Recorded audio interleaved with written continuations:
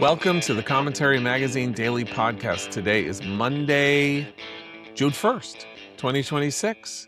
I'm John Podhoretz, the editor of Commentary Magazine, and before I introduce today's panel, I want to provide you listeners with a special offer. This is the first such offer we have made in the history of this podcast, and that is we are doing a summer sale for first-time subscribers to Commentary Magazine and commentary.org.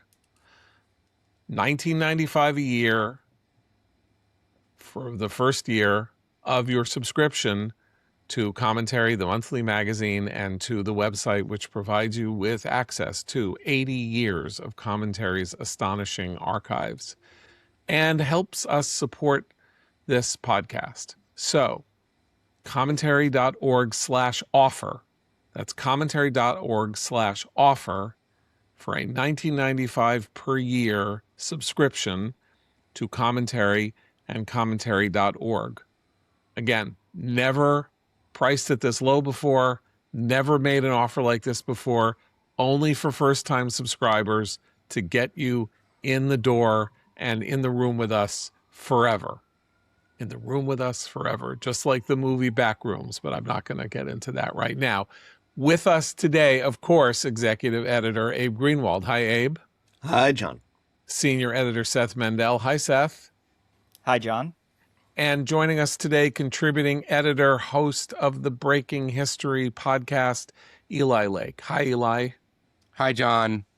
Once again, commentary.org/offer. Okay. Saturday, I sent jokey texts around saying, hey, remember the war? Whatever happened to that? Because we had about 48 hours where we weren't really talking about the war. Well, guess what? We're talking about the war again. The Iranians have announced that they are pulling out of the talks, not because of anything having to do with the talks, apparently, but because Israel is advancing on Hezbollah in Lebanon, and Iran has decided that these ceasefire talks, or the ceasefire, must involve Israel and Lebanon. And if Israel is going to do what it's doing in Lebanon, that's it for the ceasefire. Not that there is a ceasefire or has been a ceasefire since, according to the news last night, Iran fired 2 ballistic missiles at an American base or an American something or other position that were intercepted. So if they're firing ballistic missiles at us, that's not what I call a ceasefire, because it involves the word fire in firing missiles.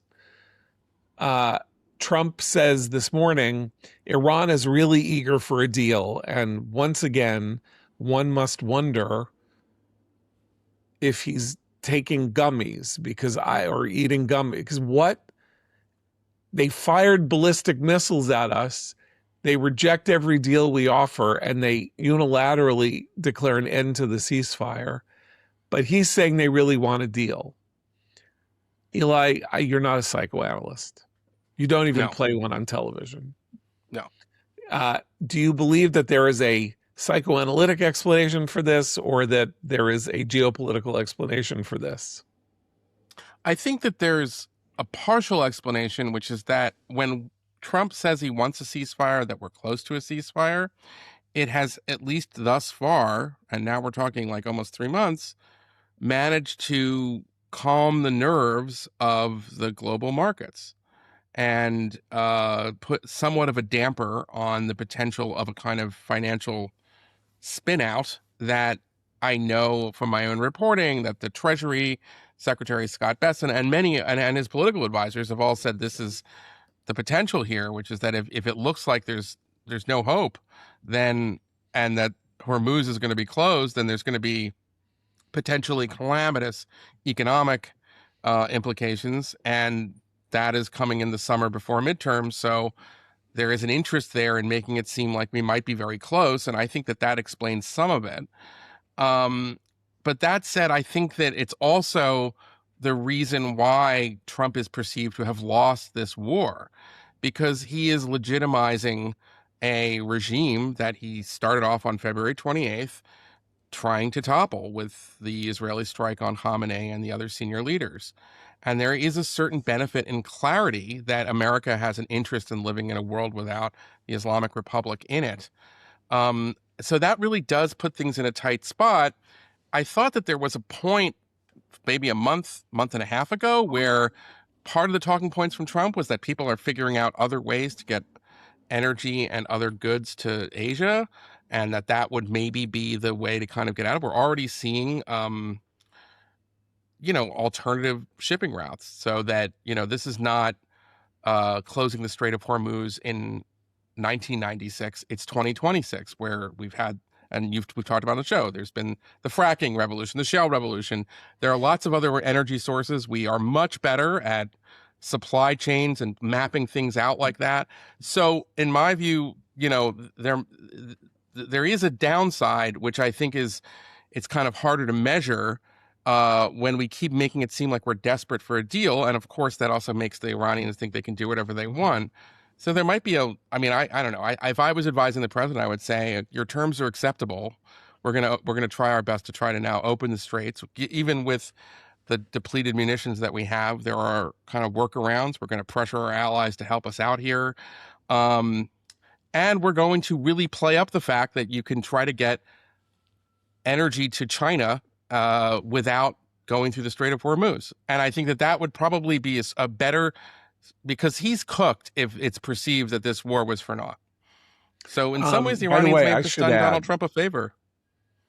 I should add that not only have they have the Iranians declared an end to the ceasefire, but they are claiming that they are now activating the axis of resistance. That, of course, are the 7 fronts that attacked Israel beginning on October 7th, and they are threatening the Bab al-Mandab Strait, which is the strait where the Houthis, the tip of Yemen, right. So that would be 2 straits closed. They're raining rockets down on northern Israel. Hezbollah is, which is, I mean, understandable. I'm sorry. I'm so sorry.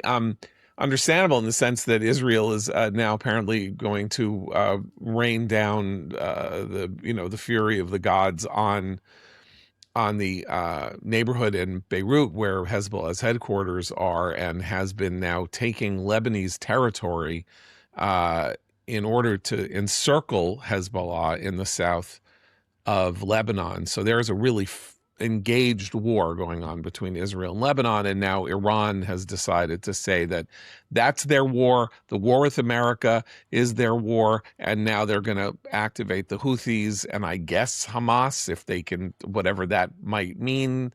And so Trump may think that they want a deal and that there is a ceasefire. There is no ceasefire. There is no deal. Iran is going back to war. And so I guess we're going to go back to war because can I what add choice one more do we have? thing? Yeah. The other factor involved is that when in the early, I think it was the second or third week of the war, the Iranians had shot down some lower flying aircraft.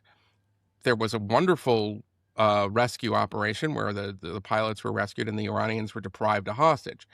There is a real concern that if Iran or its proxies were to get a hostage, it would be a disaster.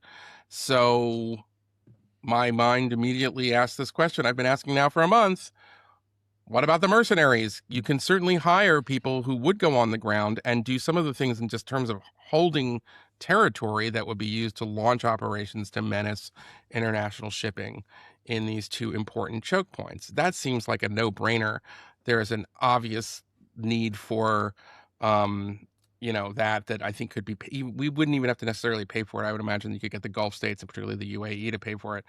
So that's another thing, is that I would start really trying to look at possibilities for mercenaries, because you will have to have some on the ground component. And I understand that Trump doesn't want to send in the Marines. I mean, if you're right, speculate about this just for a second. If much of American warfighting strategy has now come down to the idea that the taking of one hostage paralyzes the world's most powerful country in its aim to reckon with the and eliminate the threat from one of the world's worst countries. That is an astonishing whip hand of a Yes. sort that is so dangerous. I mean, obviously, we've seen Israel have to reckon with the existence of the hostages and the role that one hostage can play, like Gilad Shalit leading the negotiations over releasing Gilad Shalit, leading to the release of 1,200 Palestinian prisoners, among whom was the person who planned October 7th, thus demonstrating the kind of Hobson's choice that is involved here. But we're a nation of 330 million people, and I don't mean to be heartless, and maybe I'll sound heartless, but we have a volunteer military. Everybody in the military has chosen to be in the military. This is not a draft. And if we can't use our military out of fear that one person will be taken and used as a bargaining chip, then our military is useless unless it's in a plane.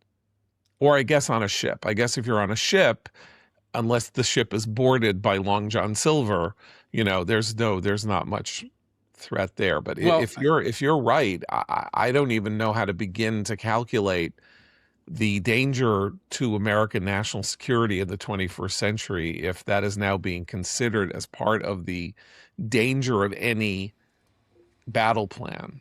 John, well, I would argue, I would just one thing. I'd say that it would mean that something that Christine Rosen talks a lot about and the commentary has written a lot about, which is to prioritize the teaching of history, particularly military history, in our middle and secondary schools. Let's leave college aside for a second. Is absolutely should be like a Manhattan Project level priority, which is that we're talking about a cultural rot. We're talking about a cultural crisis. And that you, if you really want to be serious about it, it's a long it's a long road ahead, but we have to kind of reinvigorate some of the ancient values that make our republic great and explain how, what military and what the valor of military sacrifice and so forth. But that's a long way off. I mean, I just think we got a lot of work ahead, but we got to do that. That's what we have to think about it. Yeah, I was going to say, John, I think we are at the place that you're talking about already, but it's not just the fear of our enemies taking one hostage. It's the entire prescription around ground troops that is self-paralyzing. And it's not just, I mean, I agree with Eli that it's a question of understanding history and a lack of understanding history, but it's not just the knowledge of how wars are fought, how wars are won. There's a cultural, ethical question that has been decided the other way, and in the U.S. And which is that no fight is worth ground troops, risking any U.S. ground troops, and the enormous long-term, short-term problem with that is that our enemies don't feel that way at all. Right. Well, this is an important point. So, Seth, what we're talking about here is a modified version of the Kellogg-Briand Pact. So what was the Kellogg-Briand Pact? 1929. It was a proposed, we describe it, proposed League of Nations international forum idea. Outlawing war forever. Yeah, outlawing the end of war. Yeah. Yes. Yeah. That nations would agree not to conduct war against each other, and Western nations voted for it. And there were debates in England over the Kellogg-Briand Pact, and we know from historical records, both from the Soviet files and from what we understand about Nazi war planning and all of that, that the idea that the West, what we now think of as the West, what we would just call Europe at the time, or Europe and America at the time, wouldn't fight if they were attacked, was a central feature of the ideas that led to World War II. So if we're serious about this, and I think you're right that, we've now decided that, so ground, it's modified because we don't care about hitting from the air. Apparently, nobody cares that much about hitting from the air. But but boots on the ground is now something that is effectively being, I mean, it's not being outlawed, but it is now being treated as though it is a relic of the past that we can no longer afford. And as Abe, as you mentioned, this is a huge issue because the question is what our enemies, our more martial enemies and our more adventurous possible enemies might take away from this. Not that we should put boots on the ground if we don't need to, and not that we need to do it in order to show that we're willing to put boots on the ground. I don't think it needs to be some meta battle, but Eli saying what he said. It's like war of choice. I mean, it's another term that's being reduced to something oversimplified and then discarded as, as you said, as a relic of previous wars. It's being treated like gas, like using gas on the battlefield after World War I. We all agree that can never happen. We all agree that we can never put boots on the ground again, because boots and the ground, they don't mix. Bad things happen when boots hit the ground. And so just like these other terms that we're using, war of choice and things like that, that really are meaningless, right? I mean, we choose to go to war almost, we've discussed this before on the podcast, wars of choice are most wars. You don't have to hit back. A defensive war is also technically a war of choice.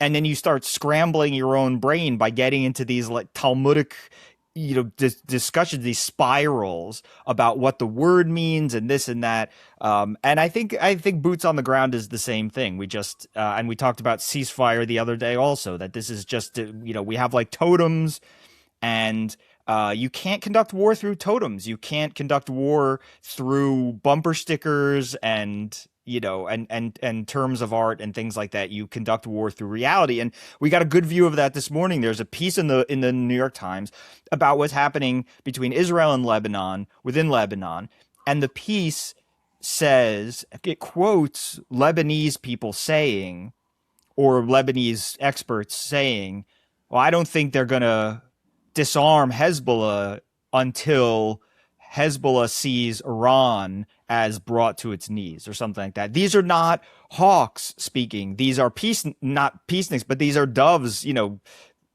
these are doves essentially speaking. And it reminds you that there is something at the center of this, which is Iran is going to war with the West, has been for a long time, and we can choose whether and how to respond to that war, but we can't pretend we're not at war. We can't pretend that Iran is not at war with us, and they are still at the center of it. And that time story and the Iranian demand that the ceasefire include Lebanon, and also maybe if we really get upset, we're going to reactivate the Houthis, is all a big admission that this is all Iran.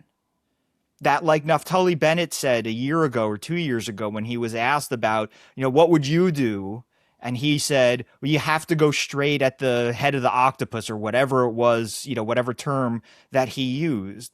That all of this, pretending that you can pacify Lebanon, that you can solve a proto famine in Yemen, that you can, all these things that are being caused by Iran, that you can solve them without solving the problem of Iran and its ongoing long-term, decades-long war against the West and in these countries, is futile.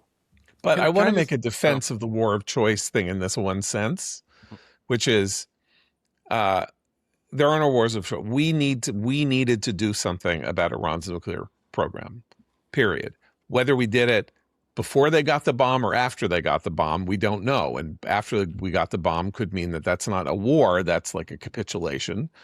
We didn't have to go to war with Nazi Germany. Nazi Germany wasn't going to be able to reach our shores and like invade New York, what we would have done was negotiate some kind of a zones of influence thing and leave Europe to Nazi predation. Like We were late additions to both world wars. yeah, we had choice, and in this case, we chose to go to war with Iran on the basis of various facts that had happened in the 2 months prior to our going to war that suggested that the ground was softened in a way that it would never be again, and that this was our best shot with our best weaponry to do what we needed to do to eliminate this program and maybe do regime change, even though we said we didn't want to do regime change. We didn't have to make that choice. Trump didn't have to go in on the 28th of February. He did. And the logic now is Iran is now saying, we're done. We are not, this whole ceasefire conversation is over. We're going with all guns blazing in all directions. This leaves Trump without this one card that he has been playing now for weeks, which Eli mentioned, which is to say, well, we're doing X, Y, and Z. We're firing on their boats, but the ceasefire hasn't been, the ceasefire is still on. There's no cease. The ceasefire is now over. So the question is, what do we do? What do we do now that the ceasefire is over? Can I just say on the ground troop thing, there is a middle ground, which is America had a lot of success in the late 20 teens, we should say, in using our special operations with local forces, mainly the Kurds, against ISIS. That is a long American tradition of partnering up with indigenous forces. And that is different, I think, in the American mind than sending in, Army Reserve units and so forth. And also, it's a different mission. So sometimes I think that the boots on the ground, it obscures more than it reveals, because what we're really talking about is you don't want Americans in a position where they can be captured. That's obviously a big one. But the main is you don't want them as peacekeepers. You don't want them kind of doing the local rebuilding of, what we were doing in Iraq and Afghanistan. But if you have highly trained, our most elite soldiers, whipping into shape Peshmerga fighters who are going to, basically destroy the ISIS caliphate, we had great success with that militarily. And there's no reason why we couldn't have done something like that, in this war with the Kurdish forces in Iran. Well, here's Trump's great flaw. Mean, there's many flaws, but the Israelis had an idea. Part of their advice on the war planning was to activate the Kurds to provide a military front that would at least be something that the Iranians would have to engage. Right. Dividing, having a second front, they have to fight on two fronts, not just against us, right? Right. And we said no. And the reason I say this is Trump's flaw is I think we pretty much know that the reason that he said no is that Erdogan in Turkey, who is no friend of the United States, is of course in this century-long war with that the Turks have with the Kurds, and that didn't want it to happen. And Trump's best friend is our ambassador to Turkey and is basically serving as Erdogan's, has gone native and is Erdogan's puppet in talks about what's going on in the Middle East and what the United States should do. And Trump, he's his own man. He makes his own decisions, all this, but we know he is uncommonly influenced by this circle of 5 or 6 or 7 people that he is genuinely intimate with. And, Barak has business interests in Turkey, and he is, there's a whole lot of stuff going on there that is really bad and not the way that our policies should be made. Are there reasons not to use the Kurds? Could this be a disaster? Yes. Is that why we didn't go along with it? Probably not.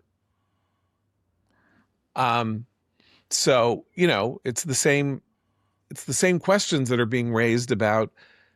It's one of the reasons why we have emoluments issues and why the Constitution forbids has emoluments as a no-no, because we don't know what's going on in Trump's head in relation to the businesses that his sons are involved in, and that the Kushners are involved in, and that Howard Lutnick is involved, and his kids are involved in, with crypto and the Gutteries and all sorts of stuff in the Middle East, and how that's playing a factor.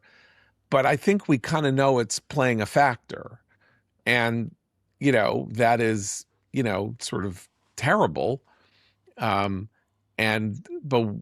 here we are. And I still think that Trump, somewhere in his native animal cunning, understands that if he doesn't get this to a resolution that is unambiguously benefiting the United States, that he's toast. He's done for.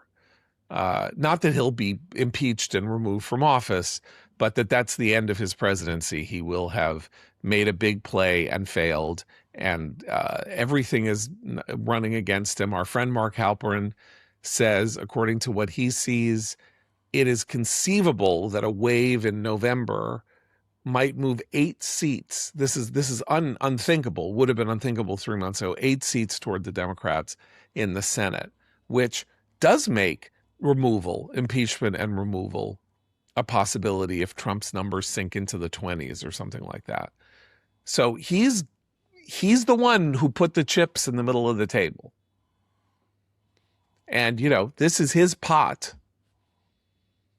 The only way out is through, Mr. President. Yeah. And if you succeed, you will be remembered as doing something. I mean, he was already taking credit for it. He's like, all these presidents should have been done a long time ago. You will get credit for having done something that every president since Jimmy Carter should have taken care of from the get-go. All right. So let's see what happens, because obviously this is, as you might call it, a kinetic situation. In which Trump doesn't get to make unilateral decisions here. Iran has a vote, and Iran is going to start moving, apparently. Or it could all be a bluff. It could be that Iran is saying that they're activating the Houthis, but the Houthis aren't going to do anything. And we have, by the way, been pretty savage in the seas off Yemen when they try to do stuff to boats and international shipping. It's not like we haven't been engaged in a naval war to prevent the Houthis from controlling the strait there. So, we have 2 years of experience, or 3 years of experience of this. Shall we move on to our friend in Maine, Mr. Platner, who would, I assume, in Mark Halperin's calculation, be one of the 8 that would succeed in winning a race and flipping a seat and bedeviling Trump's life. So story comes out. He's a man whore, basically. Let's just face it. He's on some site I never heard of before called Keek or something like that, offering himself up for sexual adventurism while he is relatively newly married, and that this is something that his wife reported to the campaign as a form of self-oppo research. In other words, like, let's prepare for the fact that people are going to find out about this.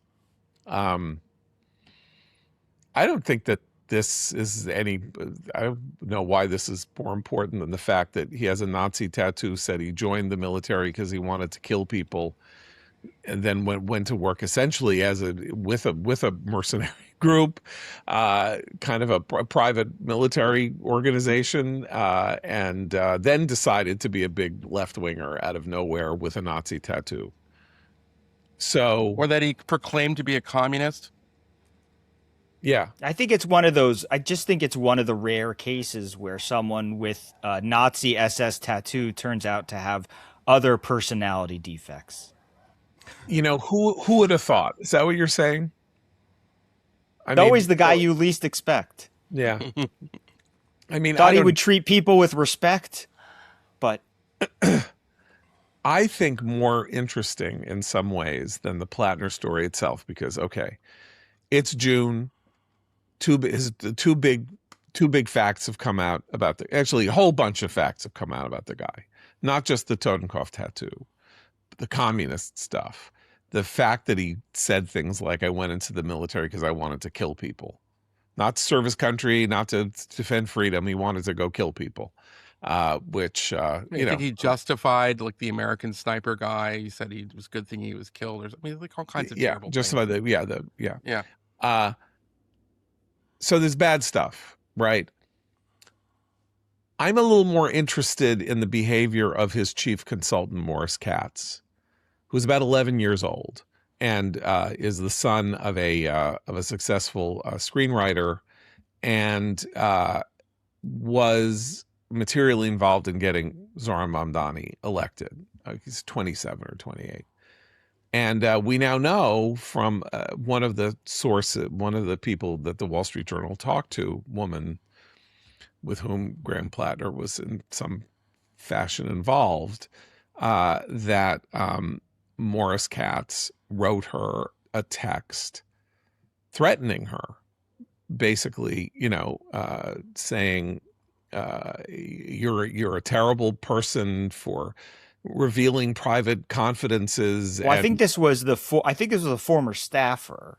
Oh, the former staffer. Okay, I believe it was, because I believe what happened is that they had said, to the family, if there's anything you think we should know on the campaign that we need to be ready to bat back, tell us. And Graham Platner's wife called in this staffer and said, just so you know, I found these texts. And so this staffer has become the target of Morris Katz's ire. Right. Well, didn't he also say we'll deny it and we'll call you a liar? Yeah. Basically said, like, we will destroy, if you open your mouth, we will destroy your reputation. Yeah. But key to this is that she was not the reason the story happened. And that was what was easy to believe when you first read the story. And I'm not saying it's intentional, but just when you first read the story, you could easily believe that this advisor, because she was the person told about the texts originally, that she was the source of the story and she had gone to the Journal and said this. But what actually happened was that the Journal had been reporting and they had confirmed this from different sources, and they had the story, and they went to her for a comment to check their facts. And that's when Morris Katz said to her something like, well, you better lie for us. I have it here. Yeah. Okay. Her name is Genevieve McDonald. So this is her account. The Wall Street Journal called me Friday morning to tell me they were running a story they had verified through multiple sources. I had spoken with them months ago off the record, so it was a courtesy call. I'd probably still get some blowback. After WSJ reached out to the Platner campaign for comment, Morris Katz demanded that I call the Journal, retract my comments, tell them their reporting was inaccurate, and send him a recording of the call. When I refused to lie for the Platner campaign, he sent this text. Just want to be clear on where we are right now. If the story goes in its current iteration, we'll communicate directly on the record and by name that Genevieve violated the personal trust of Amy and Graham and shared explicit falsehoods to sabotage the campaign. So I went on record with the NYT. Now, here's what's important about this. This is slander. She actually has a legal case against Morris Katz for slander. He has said, I demand you lie for me. I am going to destroy your reputation. Maybe it's not slander. I don't know. Maybe it's not slander because he didn't do it, or maybe he did do it. I guess he did do it. I don't know what he did. This is very impolitic of Morris Katz to do this, obviously. And raises questions about his viability as somebody you can have even though he seems to be very skilled in his own, barbaric, evil communist way, at getting far leftists elected, or, getting them the kind of attention that they need. But I mean, this goes to show that there is a take no prisoners approach that the DSA people have that maybe puts, the negative politics, the negative campaigning of the 1970s and 1980s to absolute shame. That they are, we always heard Lee Atwater, he always figures out ways to go negative on people, and it's really terrible. And these are like baby steps compared to This goes back to the original Bolsheviks. The left don't care about norms. The left, they don't, the left is too broad. Socialists don't care. They just want power. That's why when we had that brief period after World War II, all the Bolshevik parties in Eastern Europe won because they were willing to do things up to and including killing occasionally their rivals that liberal-minded parties, and I'm using that small L, don't do. That's why you can't let them in the tent. It's the same reason why it was an enormous mistake to allow Hamas to run in the 2006 or 2005 legislative elections. And this was a huge mistake that Condoleezza Rice and George W. Bush made. You have to, and this is a huge mistake that Democrats are making. This is called an entryist strategy. These are, I don't want, it's a parasitical movement. It's like, they're not like, hey, we'll have some socialists in New York, and then, you'll have some no, they want to take over the Democratic Party because they know that if it's just the DSA, they will forever be a minority party. So their strategy is to take over by any means necessary the Democrats, and Democrats should get their act together. The remaining ones who are not hardcore socialists, who would rather attend a Pakistan Day parade than an Israel Day parade, for God's sakes, which is what Mamdani just did. This is like, okay, we see it now. Just don't let them in your primaries. Fight them. Come on. Stop playing dead and rolling over.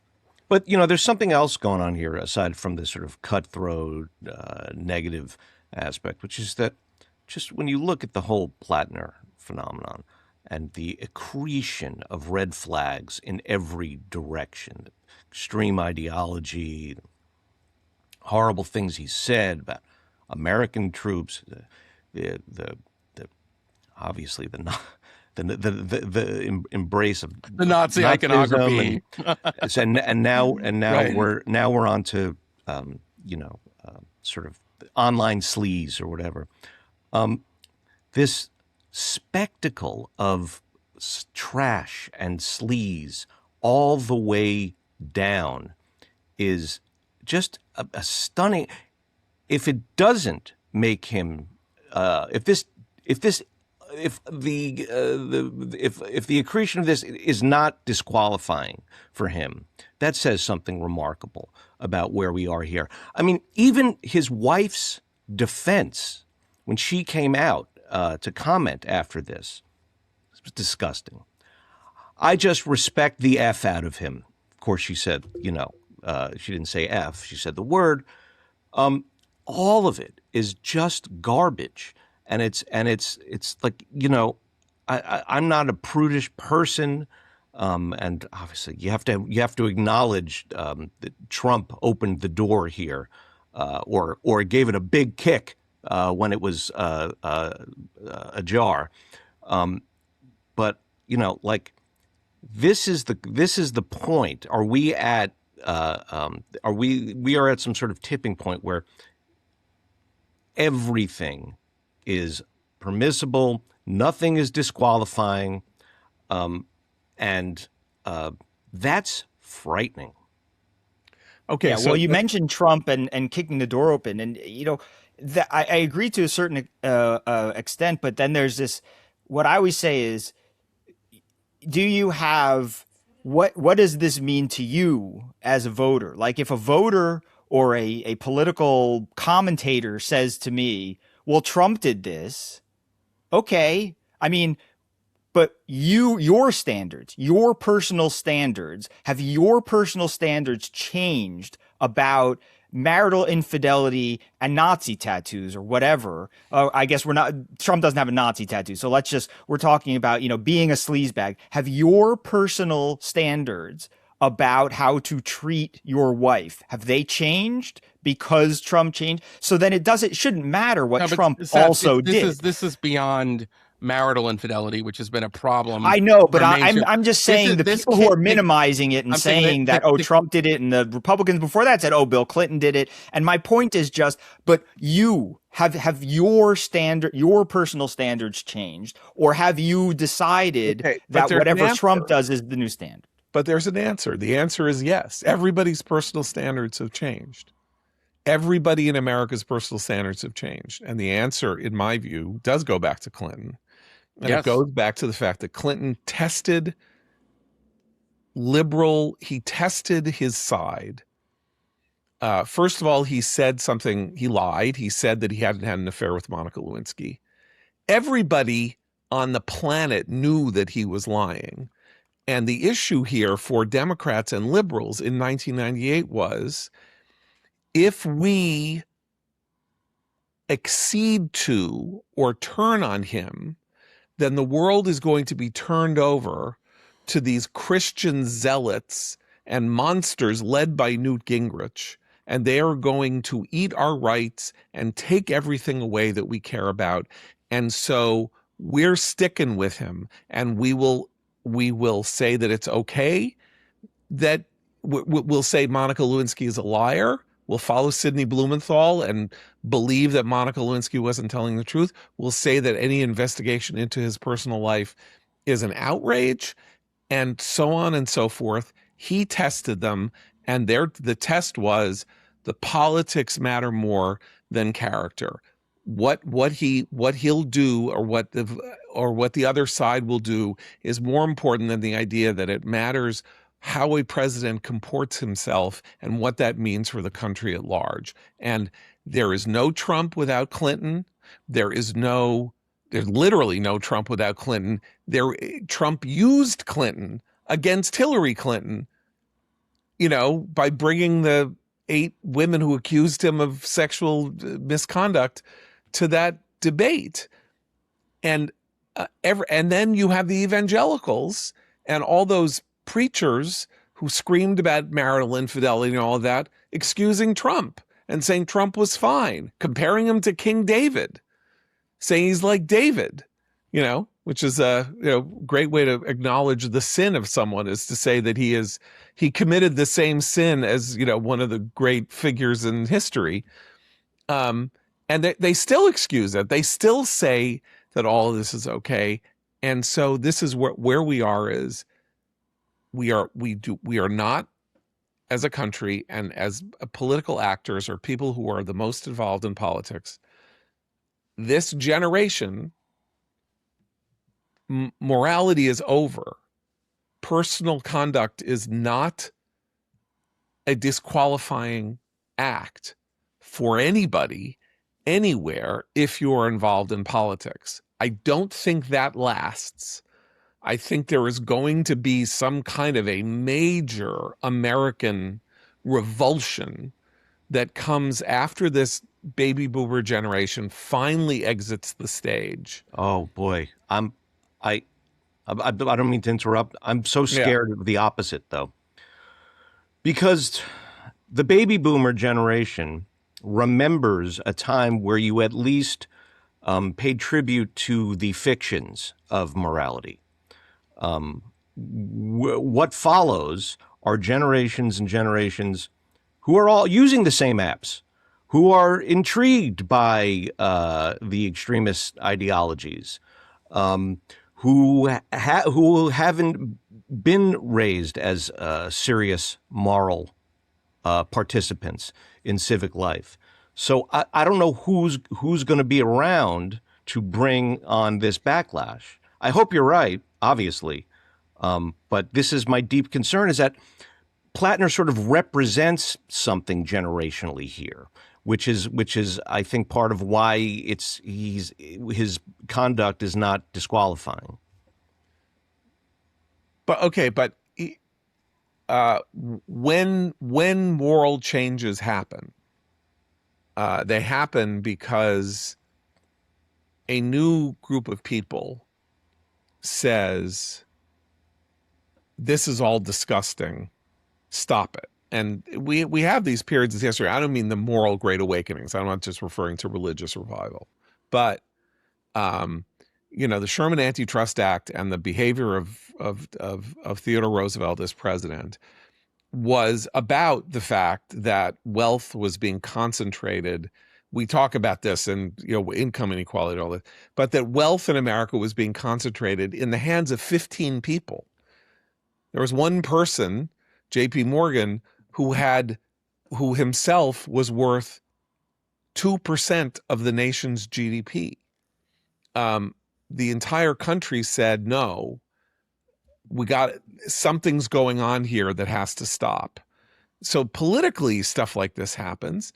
We have explosions of we have these spasms of moral reaction, like the Me Too movement. You could even say the Black Lives Matter movement was the post-Watergate period was there were a number of reforms of that period. Right, exactly. So Can it happen? Sure, it happened. And Trump, by the way, as he exits the stage, is a perfect almost. Once the focus on him is gone, almost like Roosevelt dying, and then we passed the amendment limiting the presidency to 2 terms. We can harden the emoluments laws. We can harden the nepotism laws so that people can't work for administrations. We can harden all kinds of things. Once the person who is the direct target of that misbehavior no longer clouds the view of people who have to vote on legislation later. That happens all the time.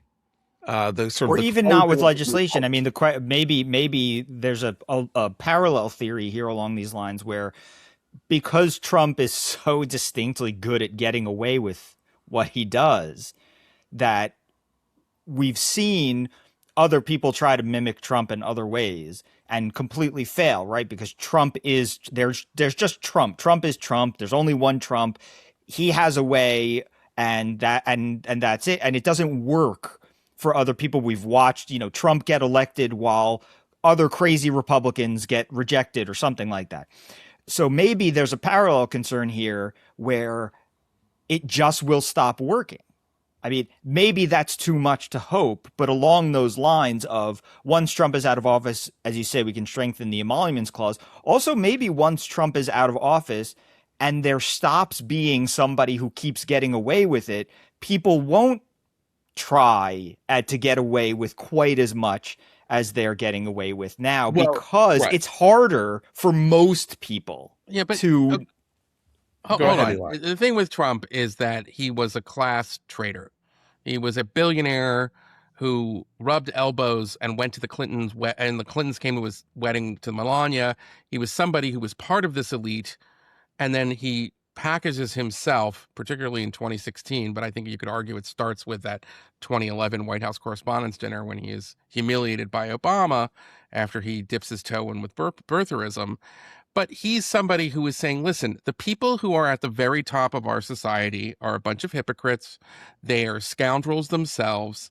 Everything they say, they're full of S. And I am going to, restore the country to you, the people. And that was kind of the typical populist line, and it resonated. And why did it resonate? It resonated in part because of his ex-friend scandals like Jeffrey Epstein, where you see that there were people who did terrible things, who were at the very top, who had accumulated extraordinary amounts of wealth, who got away with it pretty much. And that has had an effect where it's okay to be a scoundrel if you're opposed to that. Okay, you're right. But what did he do? He said, I know it's all corrupt because I was there. You have to set a thief to catch a thief. You have to set a scoundrel to catch the scoundrels. And then in his second term, he is now, to all evidence suggests that through various modalities, he is now doing what he accused them of doing. Absolutely. In the swamp, he is helping arrange his son's billions in crypto and this and that and the other thing. And so his critique has now been has now been validated on both sides. He said basically it was the Correct. liberal establishment that is incredibly hypocritical and does this. And now he does it, though he's not particularly hypocritical about it. And now when he leaves the stage, there won't be a Trump and there won't be a liberal. The liberal establishment is somewhat discredited. He'll be somewhat discredited, or he'll at least have passed from the scene. And then everybody can get together and say, no two terms, as I say about Roosevelt, like Roosevelt shouldn't have served 4 terms, but he did. And no one was going to stop him then.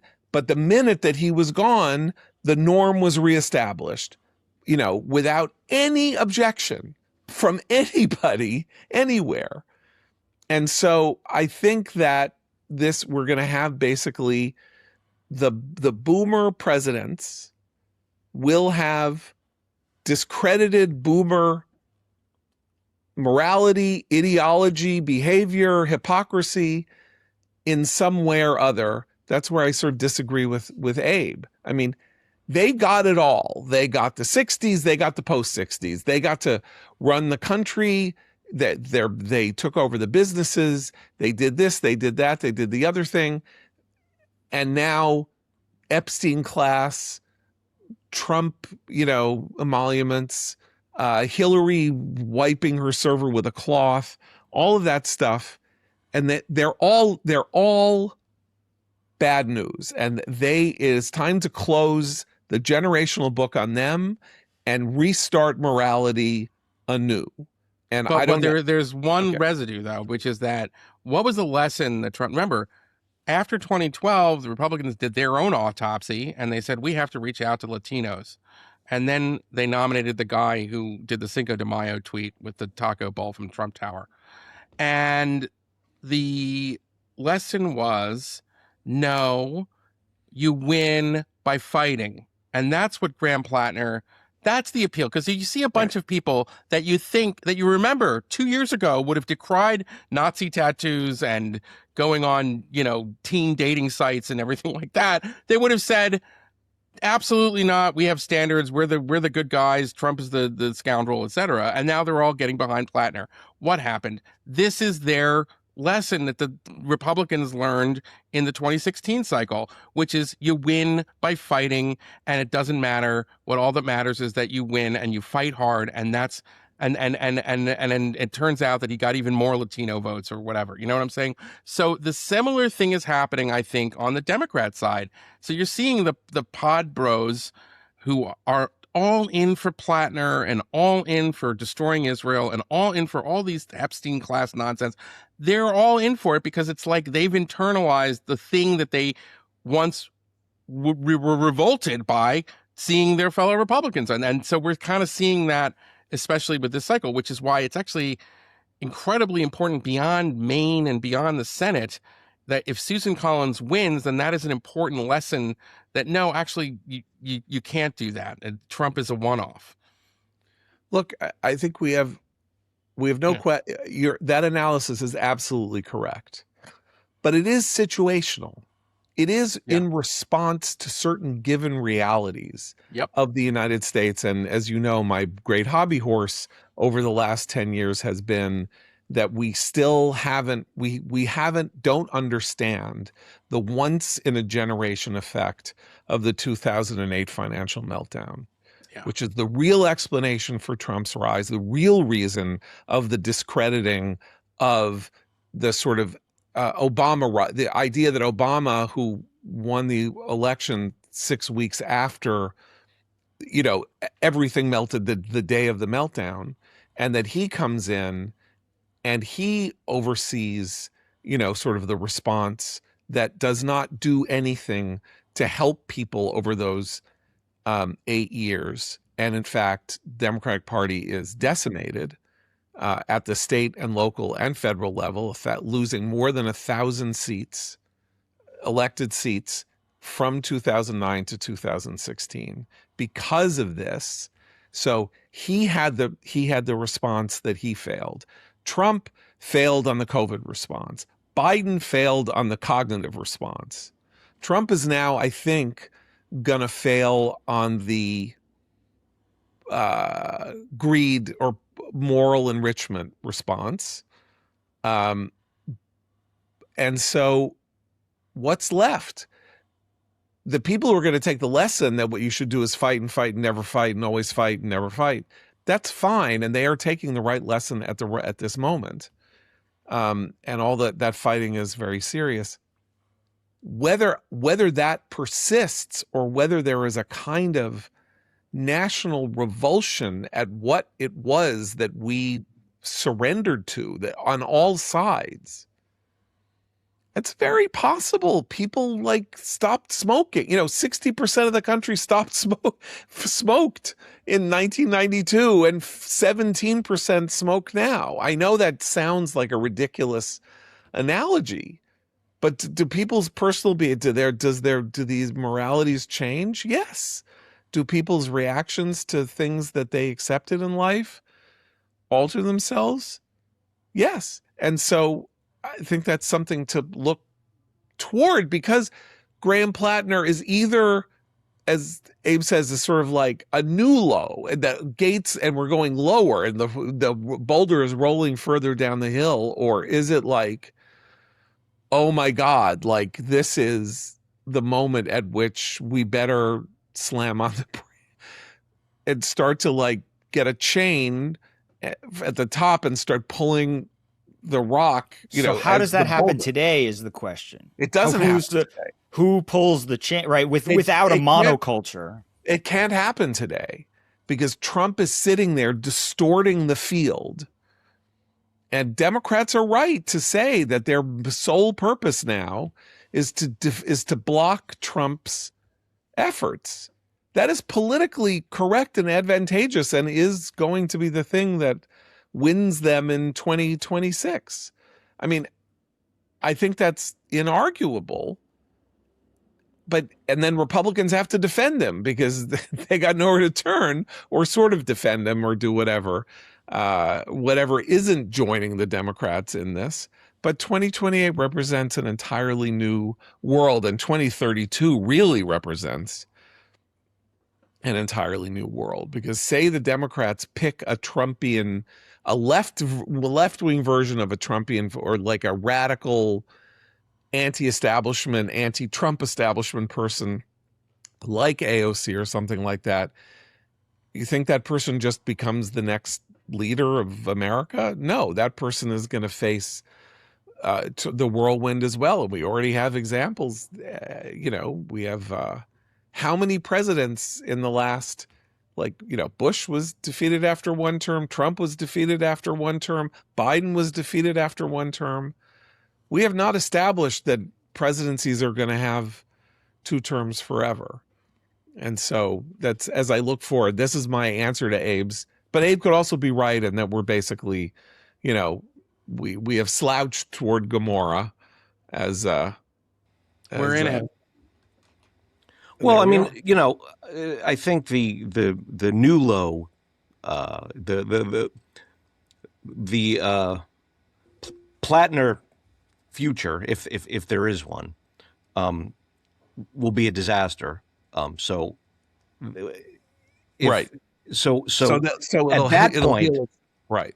Yeah, at that point, someone from either party or a critical mass in either party has to come forward and say, we've got to get on track here. We've got to get to the business of governing and being serious and being a serious people, because we are in a dire situation.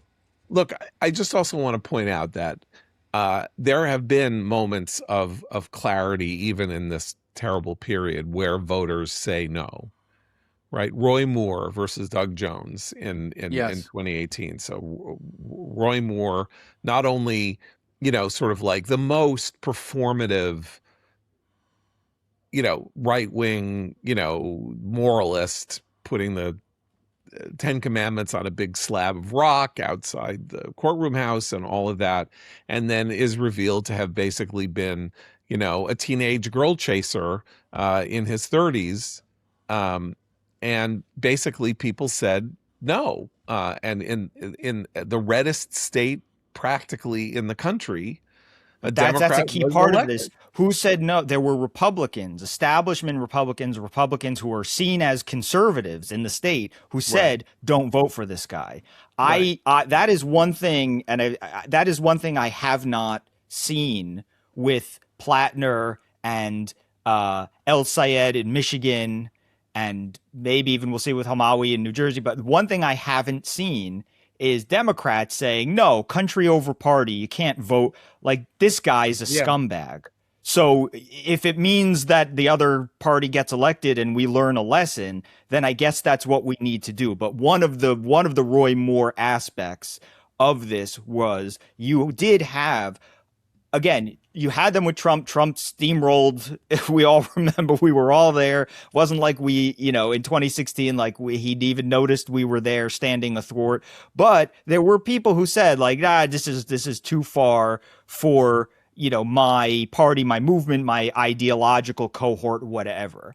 That's one thing we have not seen, not once, if Right. I'm And correct. I understand. right. Jake Oshingos did say that it's not that nobody says, but nobody is saying if it means elect a Republican, elect the Republican. If you have to vote for the Republican to teach the party a lesson, vote for the Republican. That, to my knowledge, hasn't happened once. And the worst part of it, and this is the worst part of it, is that the thing that we hoped, particularly with Democrats, that we would have hoped would have been disqualifying, which is either flirting with or outright anti-Semitism, turns out not only to not be a disqualifying thing that leads establishment Democrats like the Shomer of Jerusalem, Chuck Schumer, to say, no way, that El Sayed guy should not be I do not want him in my caucus come 2019.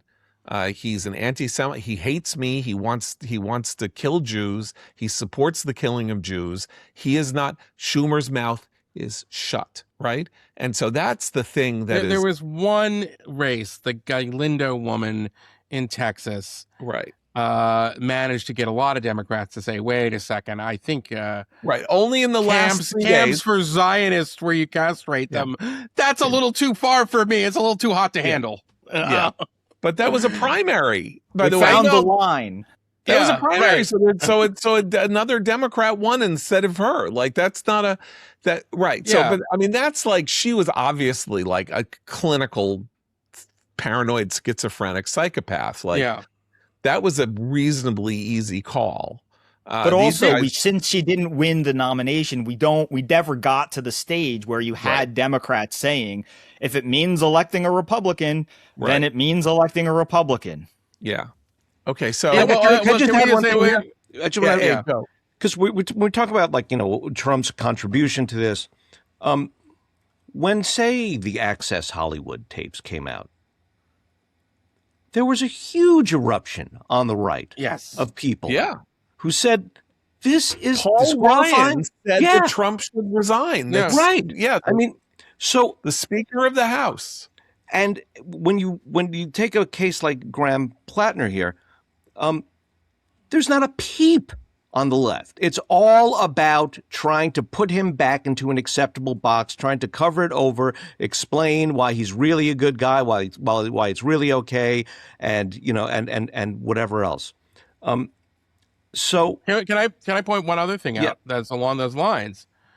The evolution of Trump is such that in this cycle, he has been a bit of a norm enforcer. He came out against Massey, obviously for self-interested reasons. Marjorie Taylor Greene turned on him, but he's managed to sort of excise her from the party. He's had a break with Tucker Carlson.